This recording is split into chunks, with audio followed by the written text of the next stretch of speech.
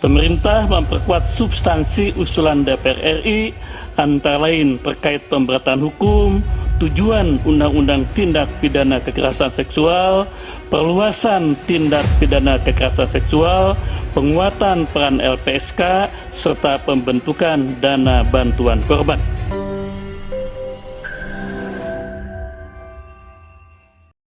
Selanjutnya saya persilakan ke fraksi Partai Gerindra.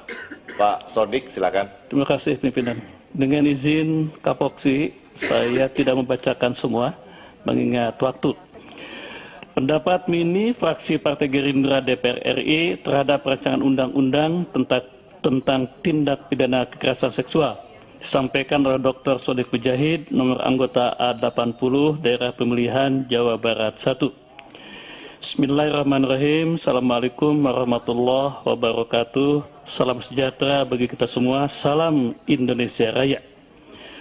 Yang terhormat pimpinan dan anggota Badan Legislasi DPR RI, khususnya anggota Panja, yang terhormat Menteri Pemberdayaan Perempuan dan Perlindungan Anak, Menteri Hukum dan Hak Asasi Manusia yang diwakili oleh Wakil Menteri, Menteri Sosial, Menteri Dalam Negeri, serta wakil-wakil pemerintah, serta hadirin yang kami muliakan.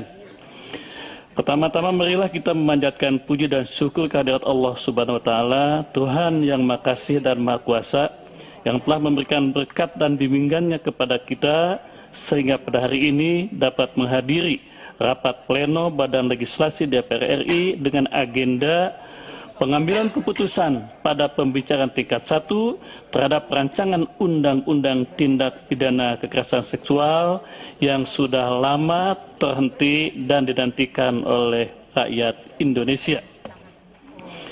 Pembicaraan tingkat 1 antara Badan Legislasi DPR RI dengan pemerintah berjalan sangat baik. Hal tersebut didorong keinginan bersama untuk mengurangi angka kekerasan seksual di Indonesia. Secara khusus kami sampaikan apresiasi kepada Ketua Panja yang telah akomodatif, dialogis, dan memimpin persidangan dengan baik, dan juga wakil pemerintah dalam ini Wamen Hukum yang sangat menguasai konten dan sistematika hukum.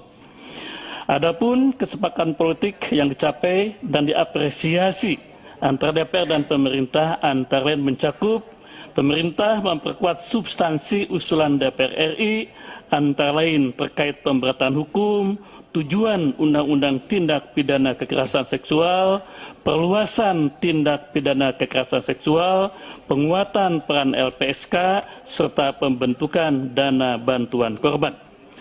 Walaupun demikian, perkenan kami menyampaikan beberapa catatan. Pertama, dalam landasan sosiologis seharusnya tetap mempertahankan frasa norma agama dan norma budaya.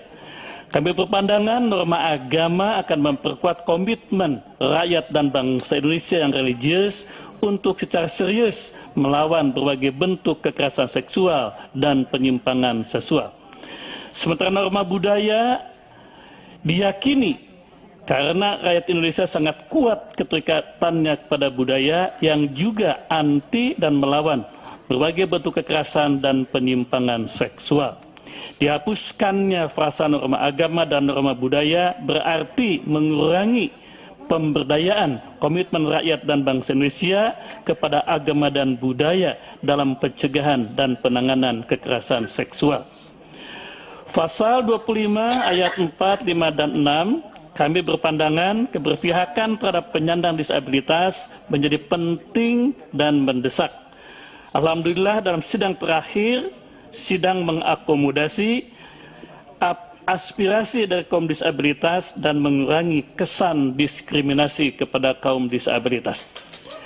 Yang ketiga, pembentukan dana bantuan korban perlu diperkuat dengan aturan dan konsistensi pencairan APBN, terutama apabila sumber-sumber yang ditentukan dalam undang-undang ini berjalan tidak normal. Kelima, terkait pasal 86 tentang peran serta keluarga, fraksi Partai Gerindra menilai bahwa hal ini perlu diapresiasi karena merupakan hal strategis dalam pencegahan tindak pidana seksual. Kami menilai perlu ada penguatan pasal tersebut antara lain berupa reward and punishment kepada keluarga yang aktif atau tidak aktif dalam pencegahan tindak pidana seksual. Yang terhormat pimpinan dan anggota Badan Legislasi DPR RI, wakil pemerintah dan hadirin yang kami muliakan. Berdasarkan pandangan dan catatan kami di atas, maka fraksi Gerindra DPR RI menyatakan menyetujui rancangan undang-undang tindak pidana kekerasan seksual untuk dilanjutkan pembahasan ke tingkat selanjutnya.